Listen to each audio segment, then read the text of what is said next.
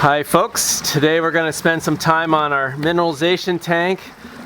During the winter it got a little cold in here and I had one of the fittings freeze up and crack, so I got to replace part of the system.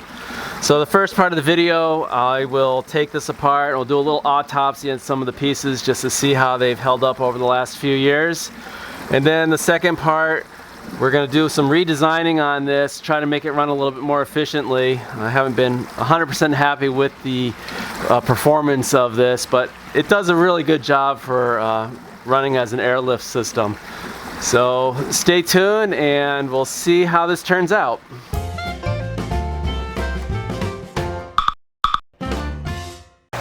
These videos are brought to you by our Patreon contributors.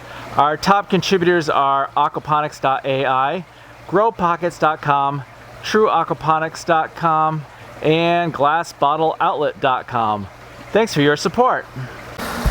I'll leave a link to the videos on how I built all this down in the description, but as a quick refresher course, I have the solids settling down in the radial flow settler, and they come down here and essentially stop at this valve. And then when I open up the valve, the pressure differential between the mineralization tank and the radial flow filter forces the water through this pipe, and then it ends up into the plumbing for the mineralization tank. And so that's coming down here. Some of it heads that way, some of it heads this way, goes through this airlift and then up and into the tank and swirls it around, and it just keeps recirculating. Flipping around to the different angle, the water is coming through here and up this way, and I have this valve here that I use to drain the sludge out, and I put this part into it like this, and stupidly I'd left this in place and water built up in this area. Now with it circulating through here, it doesn't freeze up, but in here it was just stagnant and it froze up, and the ice expanded inside this ball valve. It actually expanded it, there's enough pressure in it, and it blew off this triangle. I actually found this about 15 feet away, so I mean it was pretty explosive force getting it to come off. So now this is leaking, and I can't just replace the valve because I've glued everything together, so this whole under assembly has to come out. So let's pull off the cover and I'll show you what's going on in here. The last time I did a modification, I changed the airlift system and added in this assembly here, and that's been working really well. So then he lifts everything up, comes up into here, and the air continues upwards, and then just the liquid comes out through the other part. So we have the air coming up here, liquid heads this way, and the air comes this way.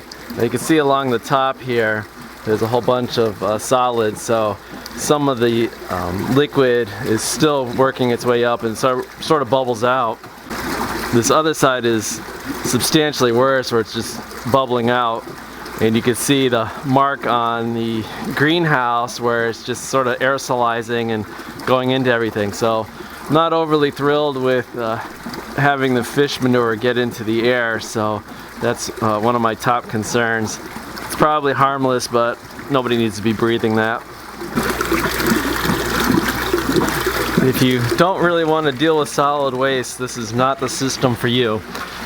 You can see anywhere that water is splashing, the fish manure eventually just accumulates on any surface that's in here. So not a huge deal, but every so often it has to get cleaned off. So this has quite a bit on it. You can either knock it back into the water or take the solids out and put them on your plants or whatever.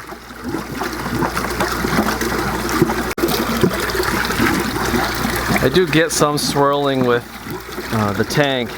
Water level's a little low right now, but I never really did accomplish that nice vortex swirl in the middle, and it doesn't really spin quite fast enough to keep everything from accumulating on the sides below the water level. So we're going to try to improve that this time around too. This air pump is rated for 100 watts. It's running at 93, so surprisingly that's under what their rating is. I still think I can get this running more efficiently with more water with less wattage, so we'll see what happens. The only way to drain this system out is through this broken valve. so it's going to make a pretty good mess with it leaking out to the side. I don't have much of a choice. I could try siphoning it out of the tanks, and I don't think that's going to be any better. So we're just going to try draining most of it out this way and see what happens.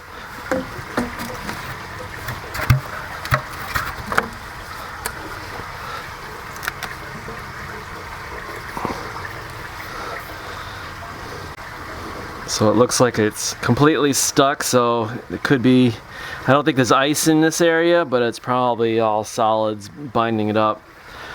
This should be real fun to clean out now.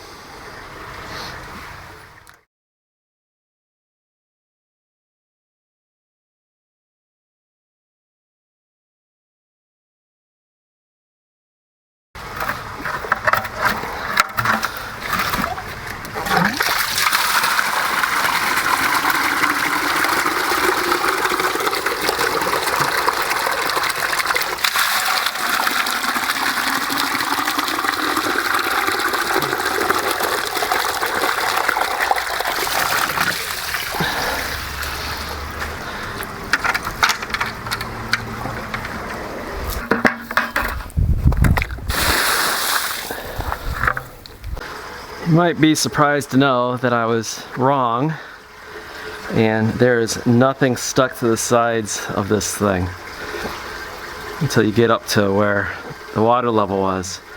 But that little bit of swirl was enough to keep everything from sticking to the sides of the cone in the tank.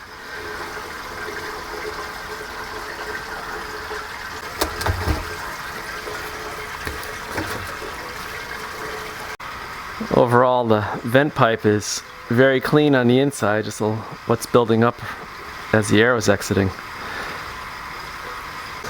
I like to build my stuff for a fairly permanent installation so parts don't start falling apart. Unfortunately, because of that, they're glued together and I can't get this out without cutting it. If I moved the tanks and made this free and clear, I could take it out of this coupling and just spin this around. It would take it out of the fitting, but I'm not going to do that. I'm just going to cut this off and then spin it out, and I'll have a piece of pipe left over.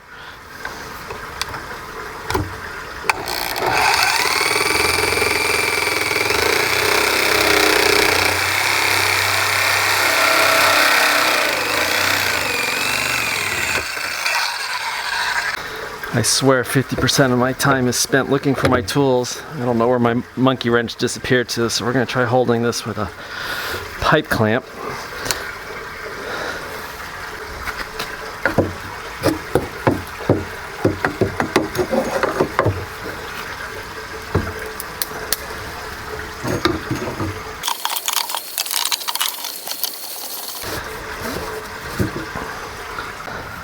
This is the part that I really wanted to see how the airlift held out.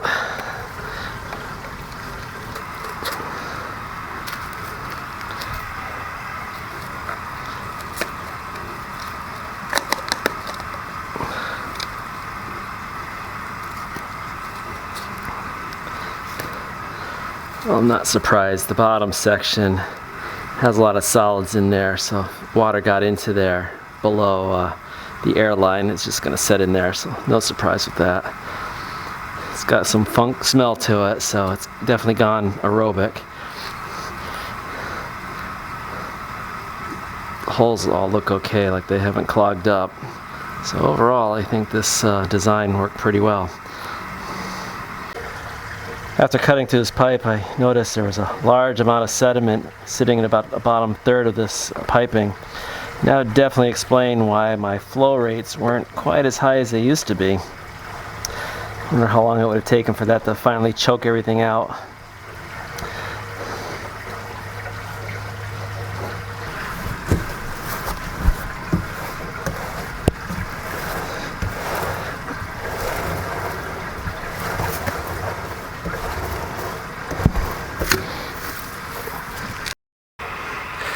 Okay, so here's the plan. We're gonna come out of the bottom of the mineralization tank into a 2-inch threaded fitting and reduce that down to 1.5 inches. Put a gate valve here. I went down to the 1.5 inches just because these 1.5 inch fittings are a lot cheaper than the 2-inch ones. and the pump later on will also have an 1.5" fitting. So we have the 1.5" to an elbow, to a Y, and then this will go off to the radial flow settler. Actually, the water will come in this way into it. And then put a union in, and the unions are here so that I can remove the pump if necessary, because these are just threaded fittings into the pump. So if I don't put these in here, there's no way to remove the pump. And also, by taking that off, I can clean out any of this piping that has a problem. So then the pump will pump up through this fitting, come up this way. I put a T up a little bit higher, that way when it's pumping, if I wanted to take some of the sludge out, I can just open up this valve and get it into a bucket easier. Then it will come up through the side of the tank where I have a bulkhead fitting. I have a fitting over on this side too. That will just cap the old fitting that I had on here, because there's a 2" bulkhead on this side. So then from the mineralization tank, it will come down into here. Again, another valve through the elbow, do a T here. And this will allow me to also drain down underneath the radial flow settler if I wanted to. And then any of the sludge out of the settler will work its way through this tubing into the other part of the mineralization tank.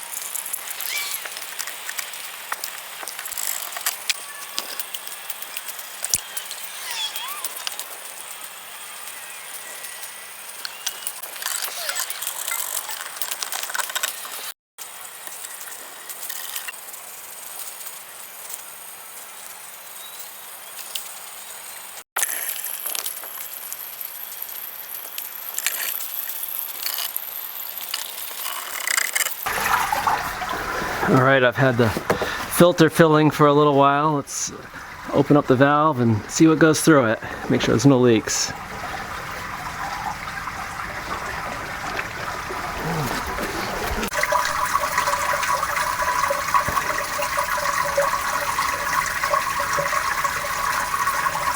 I fired up the system and have the pump running on its lowest setting, and I'm drawing 33 watts. So that's about 1/3 the power I was using before.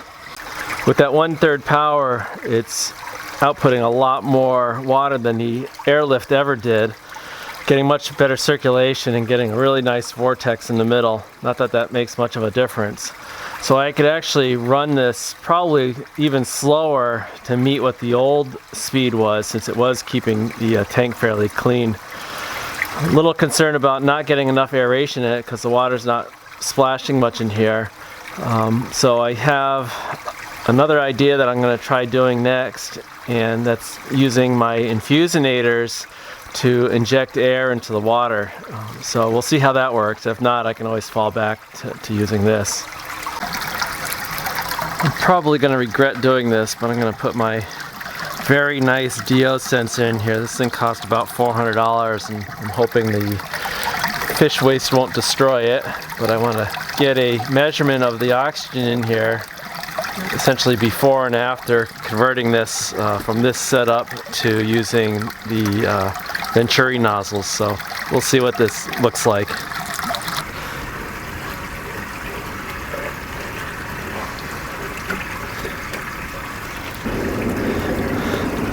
I made up this 2-part manifold.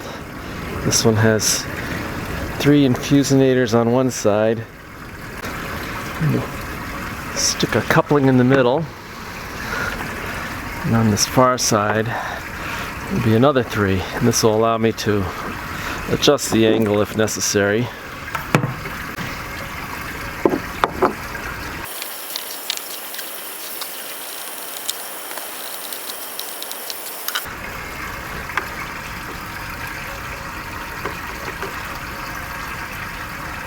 And we have this air manifold that will supply air into the venturis. Just going to sort of zip tie it here in place. And then we'll connect each venturi right into the air manifold.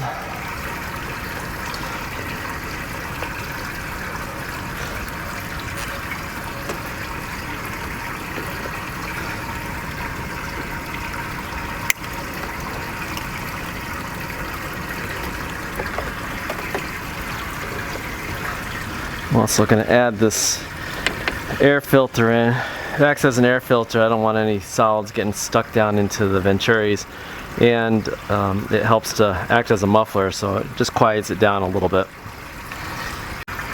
Let's fire it up, see what happens here.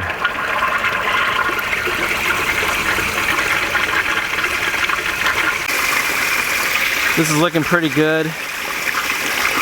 Ideally, you'd want the water to be coming in tangent to the normal flow, but I'm not going to do some weird curvature on the manifold, so this will work perfectly fine. Venturis are sucking in some air. The water level's low right now because I just wanted to look at it, and you can see it's jettisoning water into the solution here. Got my little cyclone going again too, so I think this is going to work well. So let's raise the water up to what it's supposed to be at and see if it keeps working the right way.